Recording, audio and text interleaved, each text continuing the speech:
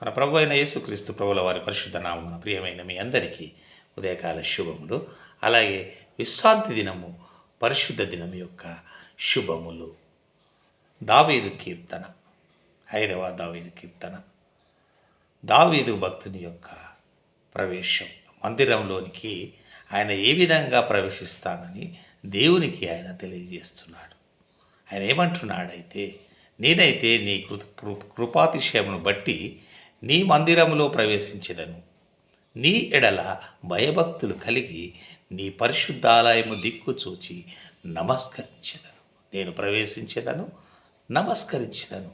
నేనైతే నీ కృపాతిశయమును బట్టి, దేవునితో మాట్లాడుతున్నాడు, నీ కృపాతిశయమును బట్టి నీ మందిరంలో ప్రవేశించెదను. నేనైతే నీ కృపాతిశయం లేకుంటే నేను మందిరంలోనికి ప్రవేశించలేను.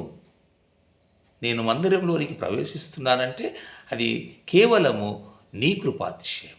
దానిని బట్టియే నీ మందిరంలోనికి నేను ప్రవేశిస్తున్నాను. నీ ఎడల భయభక్తులు కలిగి అంటున్నాడు. భక్తి మాత్రమే కాదు, భయం కూడా కావాలి. దేవుడంటే భయం ఉండాలి. భక్తి వేరు, భయం వేరు. కానీ దేవుడు అంటే భయం కలిగి ఉండాలి. ఆయన ఏమంటున్నాడంటే, నీ ఎడల భయభక్తులు కలిగి, భయము ప్లస్ భక్తి కలిగి నీ పరిశుద్ధాలయం దిక్కు చూచి నమస్కరించెదను.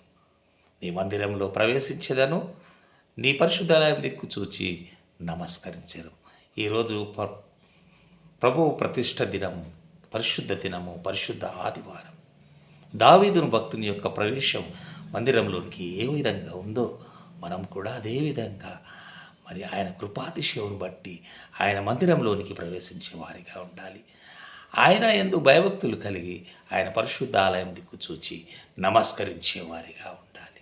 అటువంటి కృపా దేవుడు మనకు అనుగ్రహించి ఈ పరిశుద్ధ దినంలో మనం ముందుకు నడిపించునుగాక. ఆమేన్.